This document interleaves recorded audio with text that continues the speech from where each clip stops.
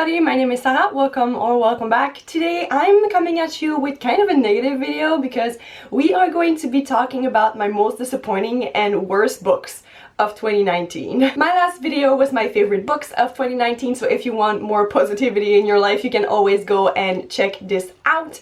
But yeah, today we are talking about the bad, the sad, and the ugly. So without any further ado, let's jump into this. Out of the 8 books that I want to talk about today, this first one is probably the most unpopular opinion, and I've already talked about this on my channel before, so this is probably no surprise to you. But in January of 2019, I read Clockwork Prince by Cassandra Clare, and oh my god, where do I even begin? The thing is about Cassandra Clare's books, I find them just so average. The writing is average, the world is average, the characters are average. I just don't find them extraordinary at all, and a lot of things in this book actually really bothered me, especially Will's character, because I do not like him at all. I think he's pretty problematic and really annoying and just a bad boy for being a bad boy, and I cannot stand behind that. I don't like him at all. I don't understand why so many people are obsessed with him, and also just the entire love triangle thing just makes me so uncomfortable because first of all, a lot of it is just really plot serving and doesn't really make any sense, and also just these 3 characters just being so toxic and manipulative and just lying to one another is just, I don't understand why so many people find this romantic, because I personally really don't, and I don't care about these 3 characters. I really didn't like them. These side characters were far more interesting to me, and I'm just really sad that the series doesn't focus on them. I have lost all hope when it comes to that series. This sounds very dramatic, but what I mean is that I've accepted that Cassandra Clare and her books are just not for me, and I'm just not going to try to read them anymore, and I'm certainly not going to try to read Clockwork Princess because I feel like the only thing that is going to happen is that I'm going to be screaming internally the entire freaking time. So yeah, Clockwork Prince, definitely one of the most disappointing or even worse book that I've read this year. Then the next series that I want to talk about is really one that truly pains me because I have read other books by this author and I was so excited to read that first trilogy of hers, but sadly it was really disappointing, and that series is the Daughter of Smoke and Bone series by Laini Taylor. Obviously I love Laini Taylor. My own freaking channel is named after one of her books, Strange the Dreamer, which is one of my favorite fantasy books of all time, but Daughter of Smoke and Bone was just, I don't even know what happened with me and that series, to be honest. Till this day I still don't get it. Daughter of Smoke and Bone is basically about this girl named Karu, I think, who lives in Prague, and she basically gets mingled up in this war that is going on between angels and chimeras, and the concept of it is super interesting to me, and I really did enjoy the world a lot. I loved the first one. I thought that some plot points were maybe a little bit too cliche, or that the characters were a little bit too over the top, but in the end I really did enjoy it, and there's also this huge twist at the end of the first one that really makes you super interested and also very excited to start the second one. But then the second one, I feel I don't even remember what was going on in the second one, and I honestly can't even explain what happened with me in that series, but the second one was just so incredibly boring to me, and I don't understand because there's literally a war going on, there is so much angst between the characters, and it's just so many things happening at the same time. But yeah, for whatever reason I was completely bored and I kind of lost interest. I think that is the main problem. I just lost interest in the story, and I feel that's probably because something happened between the 2 main characters, and I was just sitting there thinking there is no way that she can make this right. There is no way that they can actually apologize and try to make it right together, because it was just too much. So I don't know if it's just me and like my sensibilities coming into the way of me enjoying this series, and I don't know if I try to reread it at some point my opinion will change, but I just had to stop reading that series because I was just bored out of my mind, and I didn't even want to try and read the third book because I was like, at this point I don't even care anymore. So that is what happened. As you can tell, my feelings are very confused. I'm kind of all over the place. I don't even know what I disliked and what I liked in that series, but I had to accept it and just move on. So this is also what we're going to do in this video. And the next book I want to talk about is actually a book that I DNF'd, and that book is Wicked Saints by Emily A. Duncan. And the way that I first heard about this book was because it was described as this kind of like Joan of Arc retelling, because this girl is in the middle of a war between her country and another country, but she can actually speak to the gods and the gods grant her powers. And I thought that sounded super interesting, but then I started reading it and I could not for the life of me get attached to the characters. We had, I think, 2 or 3 point of views, and I was just not feeling any of them. One of them was the girl, and for whatever reason I could just not get attached to her. There was nothing about her that made me excited about reading about her. And then the other one was like the prince of this other kingdom, who was just like super lazy and not like interesting either. So there was nothing really making me connect to that story.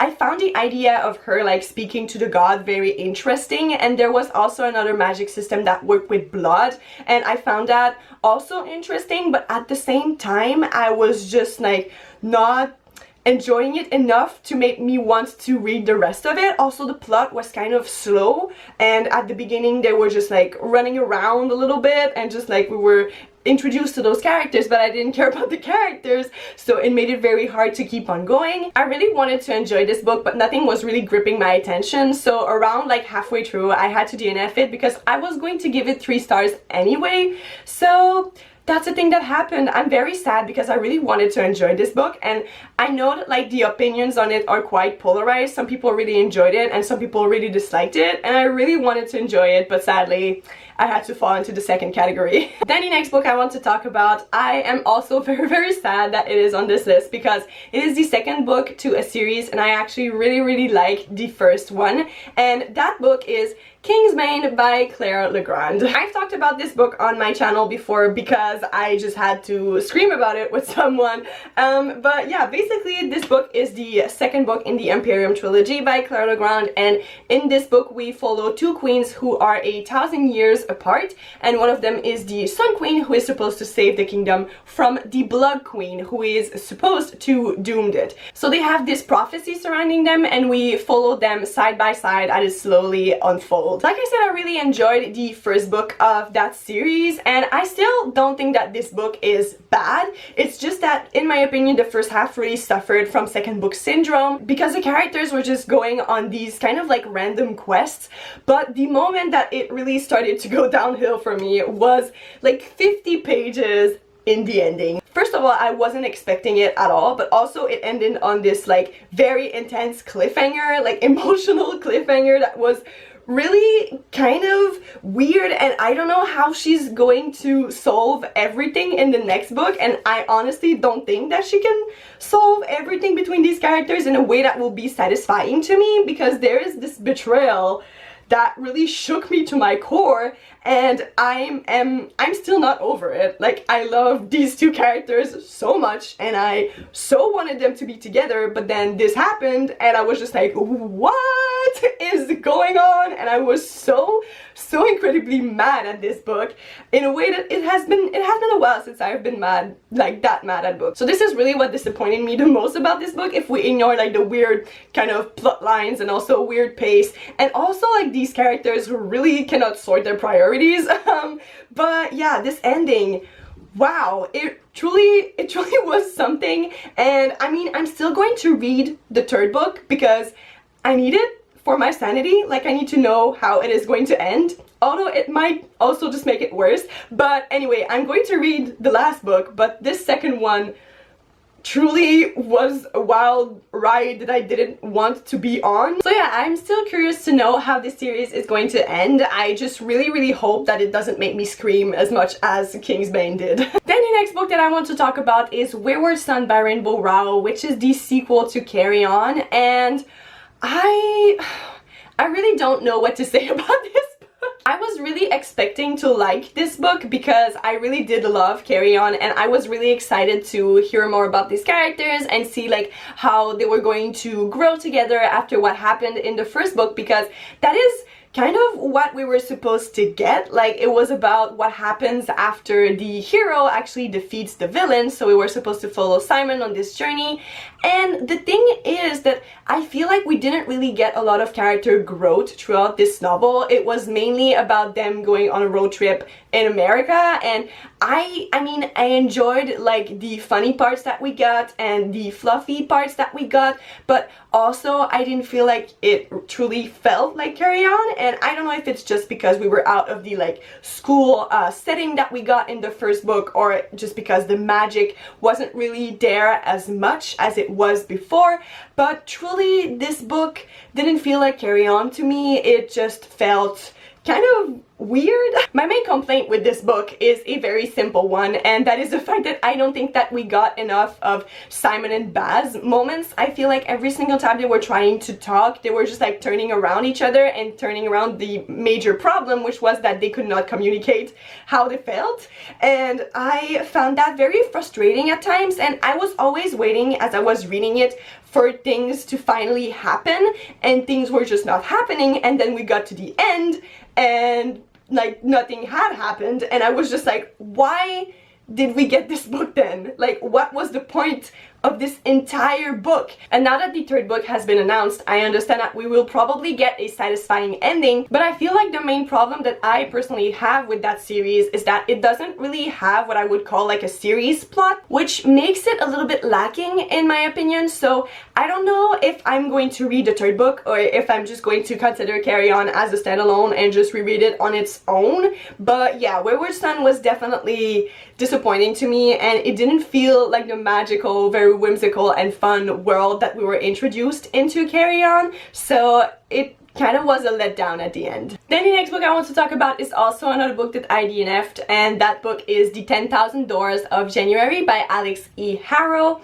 I was really excited to read this book because it is a historical fiction novel, kind of fantasy, that is about this girl who can travel through doors. And the way that she discovers that she can actually travel through these doors is through a book that she finds in the very big house where she lives that is filled with these very weird, exotic objects. So the premise of this story sounded very interesting to me, but then I started reading the book, and the way that it is constructed is that we alternate between chapters of the life of the main character and then chapters of the book that she is reading. But the thing is that the chapters that are from the book that she is reading really feel like a textbook, and I felt like because I was discovering the world through this book, I was not really experiencing it with the character but just reading about it. And I normally really enjoy world traveling magic, like that's something that I really like in fantasy, but then this book really made it boring to me, which was very disappointing. So around like the halfway point,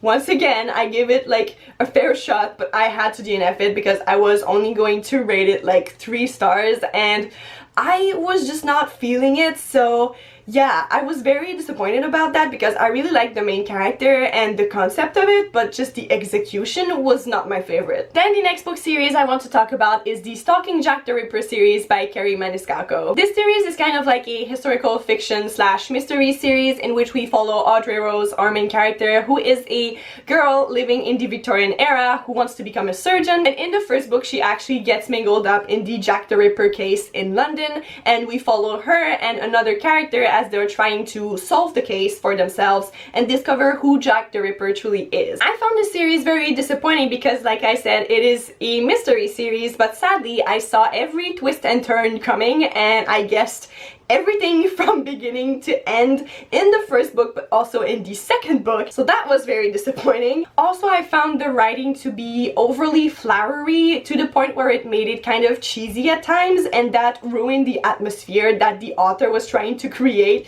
with those incredible settings like London in the Victorian era and also a castle like Lost in the Forest. And the characters, I liked Audrey Rose at the beginning, but then at some points her actions and feelings were starting to like not make sense anymore. I felt like the author didn't make them very consistent, both her and Thomas. Like Thomas completely changed from the first book to the second one, and even if he changed, he still really annoyed me. He was that kind of character that I just couldn't get along with. Like, he was so annoying and sometimes doing things that were like very not excusable. Audrey Rose would like forgive him for things that he had done or said, and I would just be in the background just like, no.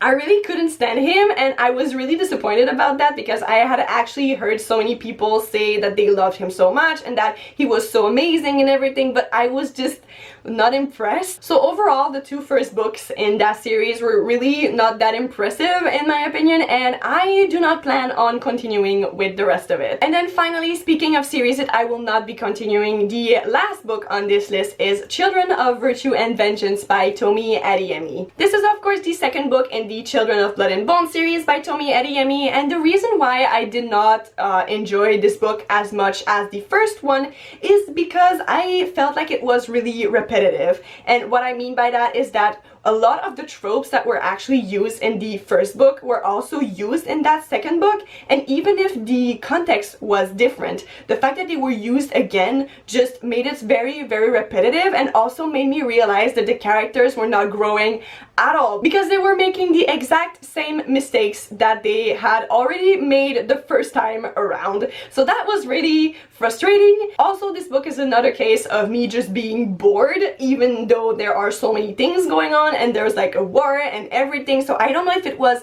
the plot or the pacing, but I just was not feeling it. Once again, I would have probably DNF'd it if I had not been listening to the audiobook because I was just waiting for it to get better, but then it did not, which is often also a case with me and disappointing books. The characters were annoying, and I remembered liking them more the first time around when I read Children of Blood and Bone, but now they were just getting on my nerves. Also, some of them were making like very weird decisions that were really frustrating, and I did not understand the logic behind these decisions whatsoever. So I don't know if it's because I overgrew my love for that series or if my tastes have just changed since I first read Children of Blood and Bone, but I don't think that I'm going to be continuing on with that series because honestly at this point I don't really care about what happens to those characters.